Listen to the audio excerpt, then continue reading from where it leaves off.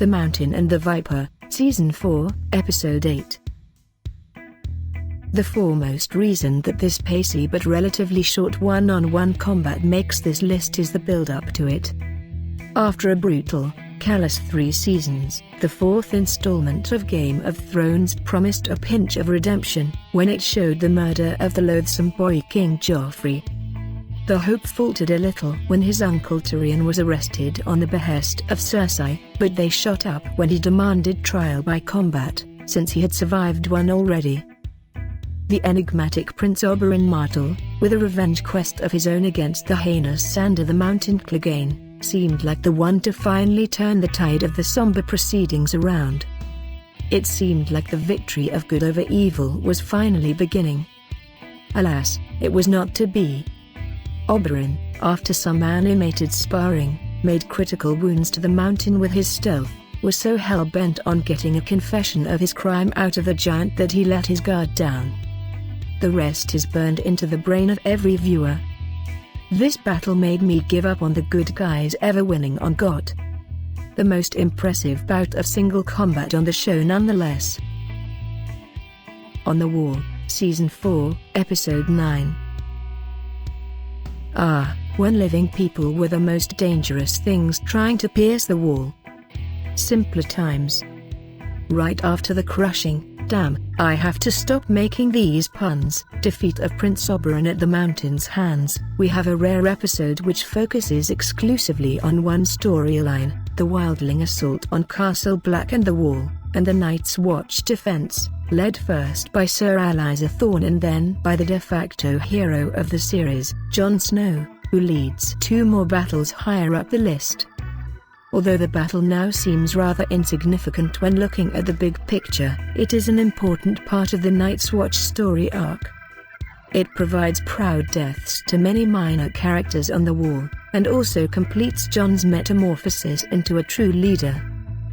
The episode was helmed by Neil Marshall, who was also behind the Blackwater fight. The clear difference between strength and tactical brilliance was highlighted perfectly, as the Watch managed to sustain the night despite being terribly outnumbered.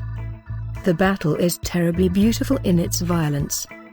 The stellar choreography and precision of the entire battle can be seen through ambitious aerial shots such as a 360 swing across the castle. Precise and flawless.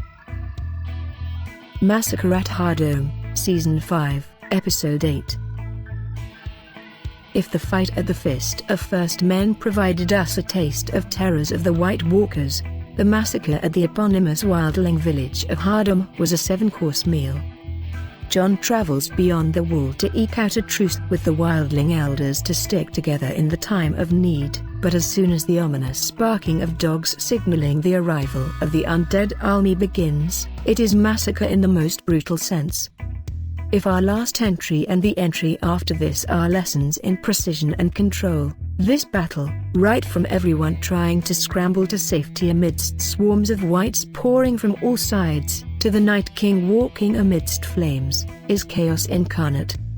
But it is stunning in its execution, with its time divided between long-standing protagonists and newfound characters we were almost growing to endear, like the wildling chieftain Carsey. Hardhome features some of the most terrifying images in Game of Thrones, some of which would even put The Walking Dead to shame, the most infamous being the revival of the martyred by the Night King before Jon Snow's eyes, as if to taunt him. The massacre at Hardhome came from nowhere and left us gasping for breath. Battle of the Blackwater, Season 2, Episode 9.